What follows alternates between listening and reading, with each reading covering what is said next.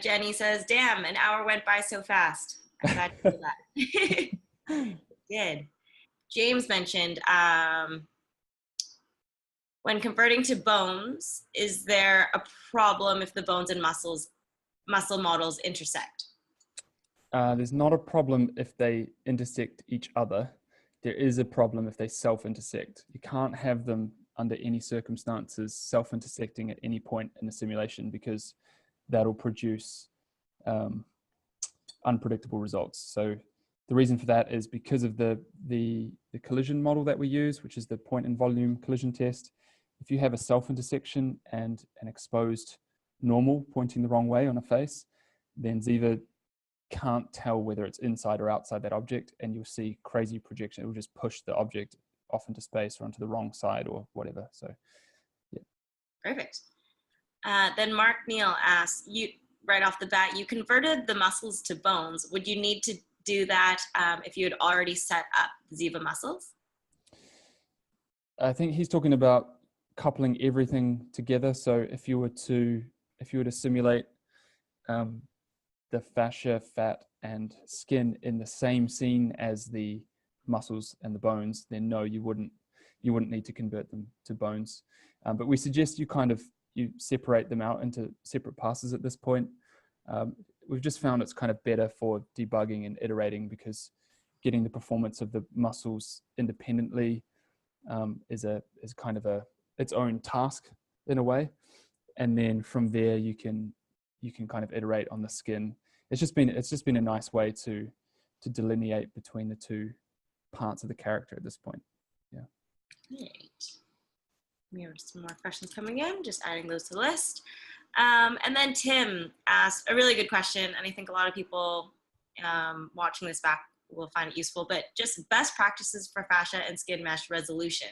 Number of polys, for example, just to get good wrinkling and sliding while avoiding faceting. I think a good number for the fascia has been around somewhere between 15 and 25,000 points for a character. Has been pretty good. And for the for the skin, I think, yeah, I don't know, maybe something like between 50 and 70,000 points, I want to say. Yeah, something like that. I think because I had a 60,000 point fascia on the lion, and I didn't need all that. It was too high.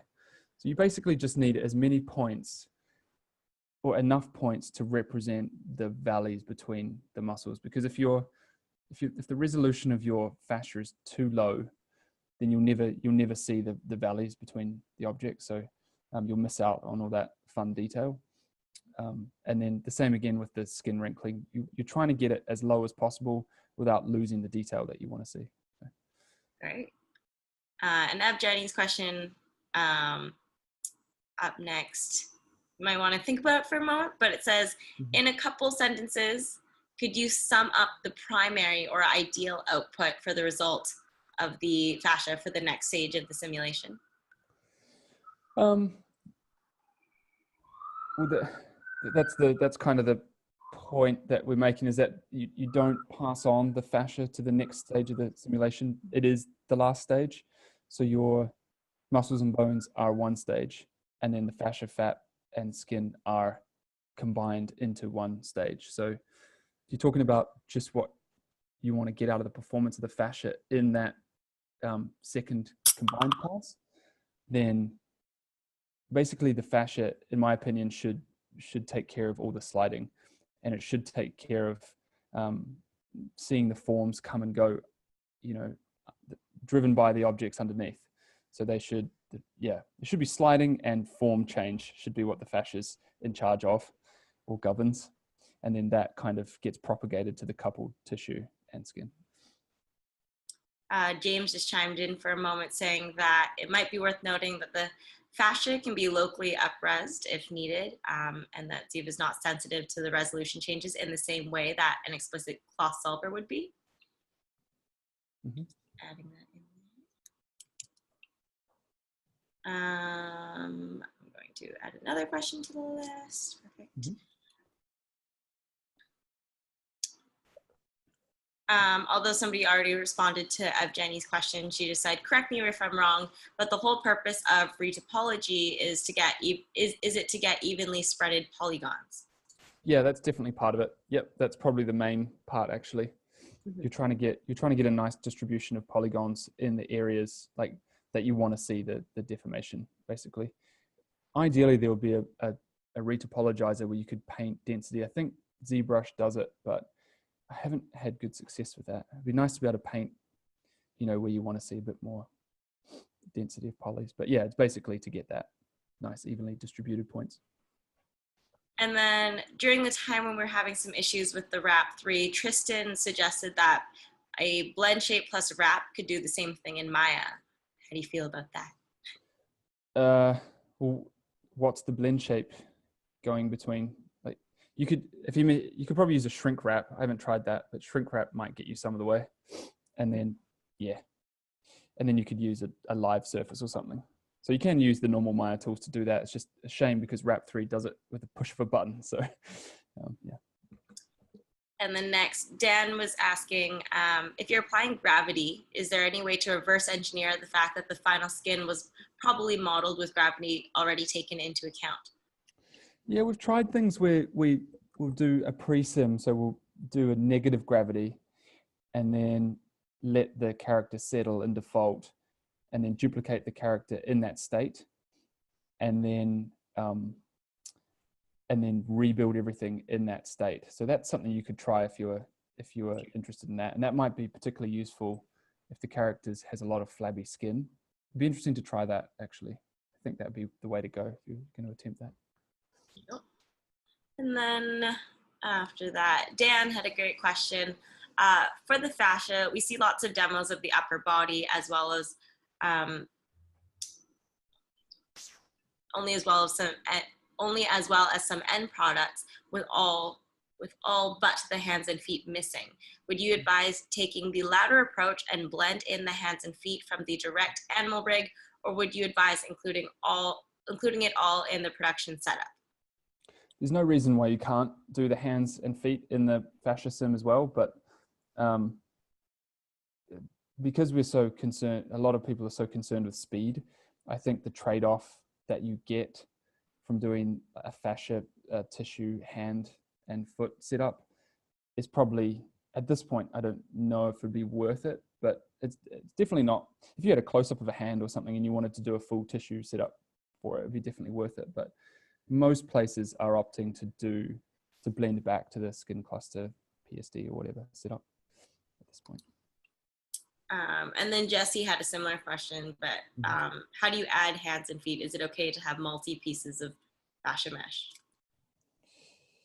Well, the idea is that you take the output of whatever the outer layer is. So if you're doing a wrinkle mesh like I showed there at the end, then you take the output of that, and then you wrap the original skin model to it, and then you have something you can blend shape to the skin cluster thing, so that you just paint off the blend shape where you don't want it. Cool. And then JDOS asks, how much space between muscles and bones do you allow when thinking about prepping for the fascia pass? Well, it depends on the character. If your character is a big flabby person, sumo wrestler or whatever, then you need to make sure there's enough room for that. There's like a couple of examples on the net where you can find cross-sectional plain MRI stuff where it'll show the fat distribution. For the most part, it's kind of you're just doing it by eye for the most part. But there are resources out there where you can do. I've seen stuff for the face, like forensic reconstructions, where they have different points on the face and they've projected the offset and stuff. So I'm not sure if those exist for the body. They probably do. You could probably find that. Cool. And then Praveen was wondering, how can you control the wrinkles in a specific area for the final skin? Right. So there's a couple of approaches that you can take for that. So you can adjust things like the tighter you have this attachment, or the stiffer this attachment is, the closer the cloth is going to follow the fat. and the less wrinkling you're going to have. So what you could do is you could paint the stiffness, you could paint the stiffness of the attachment in the area that you wanted more wrinkling.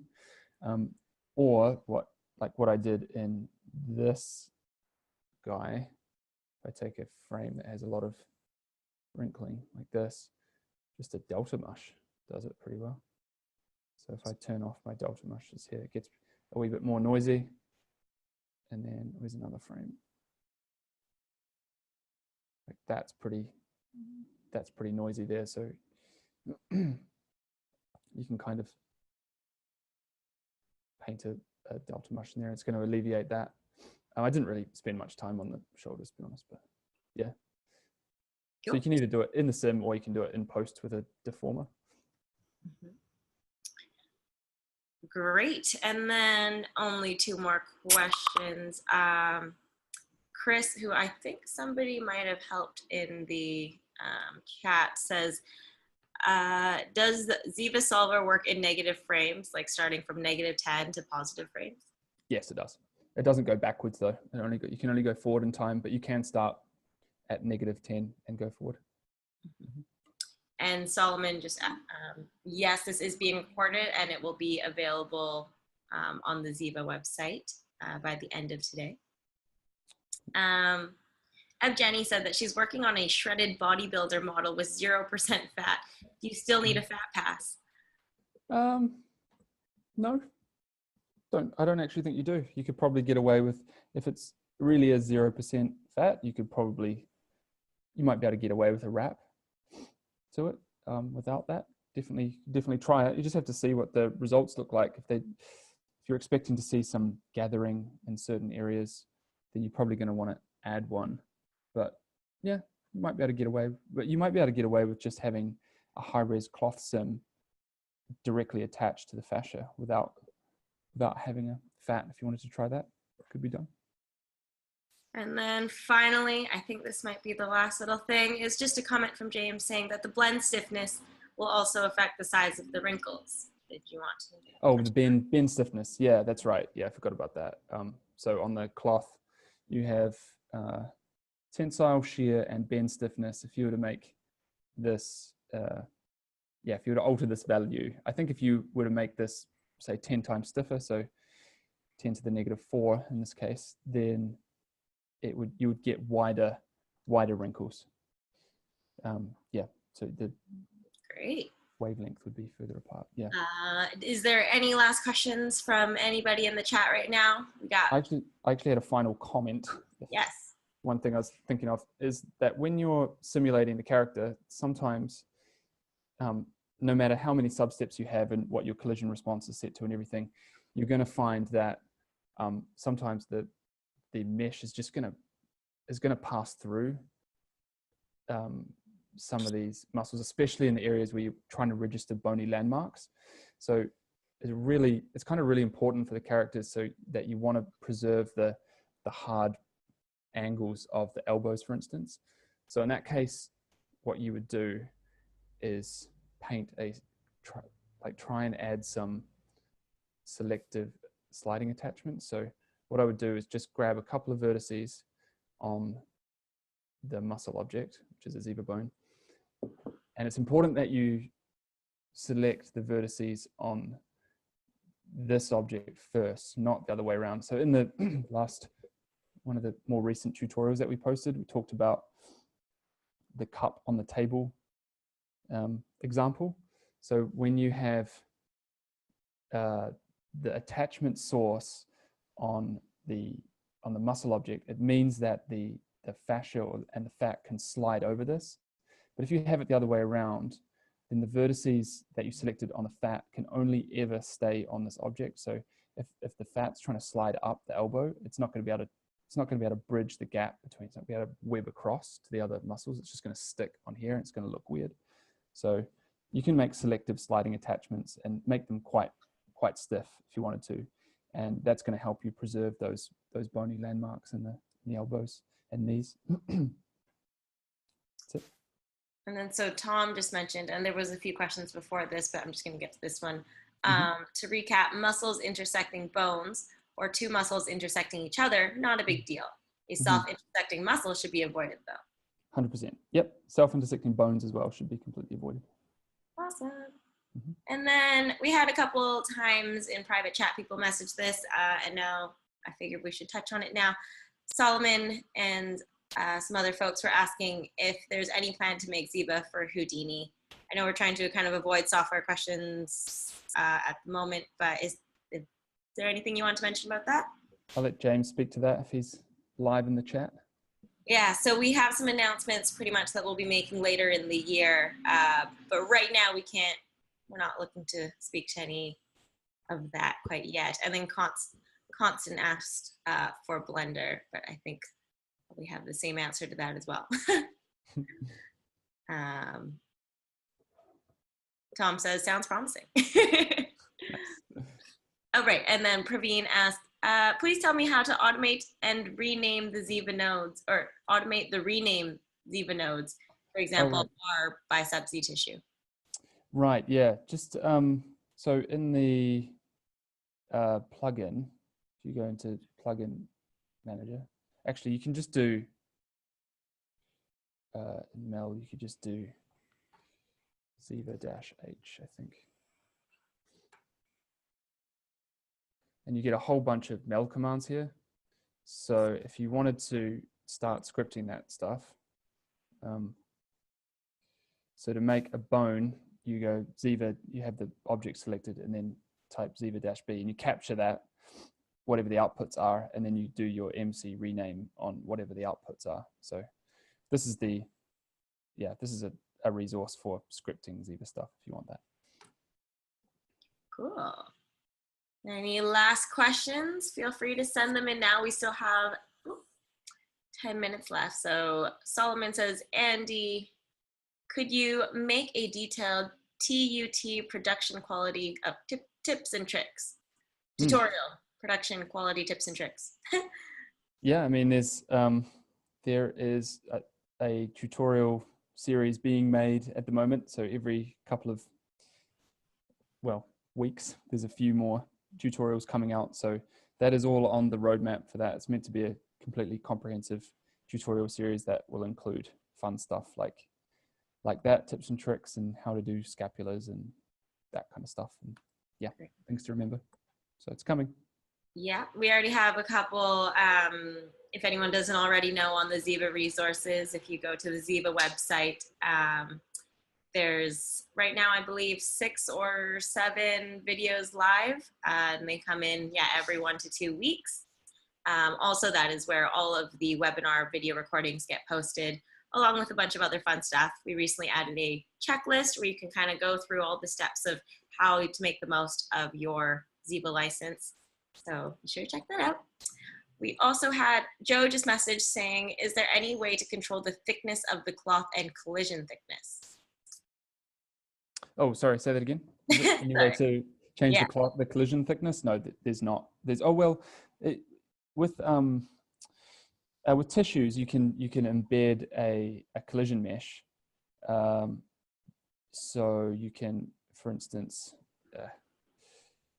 what I would suggest in that case is model the muscle that you simulate slightly larger, and then take your original, and then you can use Ziva and add tissue property collision mesh, and then that way, is that the right way around? No, that's right. Yeah, and then you embed the original within it, and the thing that you pass down to the next pass is the original. So make a larger one, convert that to a tissue, embed the original, and then pass down. So all the collisions happen at the level of the tissue, the inflated one, and then you can pass on the embedded one, if that makes sense. And then how about what does this say? How about the muscles stick out from the body mesh? Sorry, the muscle. Maybe the muscle sticks out from the body mesh. It's like what to do in that situation? Perhaps. I meant the model. Yes, if it sticks out of the model. Yeah, if the muscles are poking out of the model, then that if you're not running collisions, that you might be able to get away with that. But I mean, yeah, you need it generally speaking to be inside. And then Dan also added that he's noticed that you combine a lot of muscles in the demo setups. Would you advise on this for the production quality also? What's your thought process on which ones to combine? So with the forearm, there are natural groupings of muscles. Similarly with the delts and things, but I think for our production quality asset that we sell, everything is individually simulated, except for, I think in the forearms we're using sub tissues, so we have the individual tissues embedded within a parent tissue. So with your production stuff, it really depends on how much anatomical fidelity you want to see in the sim. But yeah, if you want to see muscles sliding on each other, they have, they've got to be separate. And Michael messaged this to me privately, but I'm going to just read part of it. If you have 4 creatures that are all relatively similar, is there any way within our current feature set that you can set up the muscles quicker now that you have? Definitely. Yeah, definitely. So that, as it stands, I mean, we're constantly working on new solutions for this kind of stuff. But as it stands with the VFX solver, you can warp your entire anatomy over using the solver. So we didn't get into Wrap 3 today, which was a shame. But so you could take the character that you have currently set up and then project its topology to another character. So now you have matching topology. You need to kind of make sure that, say, vertex 100 on character A is also, if it's the elbow, it's also the elbow on character B. So all the point correspondence has to be kind of similar. And then what you can do is you can convert your original character to a tissue and then embed all the anatomical bits and pieces, all the muscles and the bones within that tissue, and then make a bone and duplicate and then blend shape over to the new character, and then you attach the tissue to the blend shape and everything just moves across. We should do a tutorial just on that actually, but yeah. And he says, is the initial muscle setup automatic? You don't get attachments and things out of the box, but I mean, as soon as you make a tissue, it's live. You just push play and it will start doing stuff. You don't need to do anything else.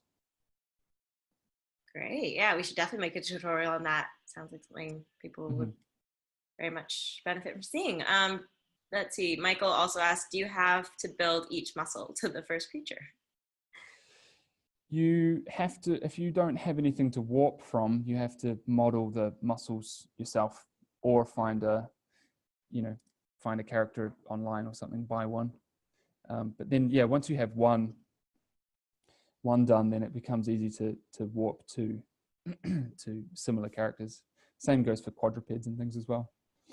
So there's a bit of labor getting the first one done, and then from there on, you can start to build up your library and things as you go. Awesome. And I think that's going to be our last question for today's webinar. We're getting a bunch of people saying thank you, which is awesome. Great. Most welcome, everybody. Yeah, I have a little special announcement, which you'll all see more of later today. But keep your eyes peeled for your inbox. We have some awesome new pricing options that are coming out for studios. I know I had some private messages from people mentioning that they're interested in studio licenses. So wait for just an hour or two, just till the end of today's workday perhaps, and there'll be things in your inbox about some new subscription options. I'm hoping everybody here already knows, but our indie licenses are now monthly. So you can have a monthly indie license for only $50 a month. That's American. So you can check that out if you haven't already. And a reminder, the character that you saw in today's demo, Mr. Ink, he's free on the Ziva free store. You go to the Ziva website and go to products. It's the very last option in the drop-down menu. And you can download him, the jellyfin, 2 different animation sets, and then we're going to be having some new items added there pretty shortly. And Jenny asked, does Mr. Ink come with animation? Yes, he does. And then there's also 2 other pieces that you can download for free for animation. And yes, Tom, 60-day free trial. That is the non-commercial trial. But yes, $50. Again, all these other questions. Yes, $50 monthly, Jesse. And that's for the indie, so that's not to be used on large commercial productions, but obviously for any real work, any small projects you're doing, completely ideal. So yeah, getting more thank yous. Thanks a lot, Andy, says Isaac. Yep. Tried to. No worries. Yeah, absolutely. Thanks everybody for taking the time from all your different time zones and stuff. It's been great doing these webinars. And then yeah, we'll refresh the webinar registry page, and please submit if you have any suggestions for future webinars, any topics you want us to dive into. Add them on there. We do read everything that comes in, and so hopefully we can make everything suitable to what our customers actually need and need to listen to. So yeah, thanks so much. Happy 4th of July again to everyone in the States. And I'm going to be closing the webinar. All right, that's great. Thanks again, everyone. Bye. Bye.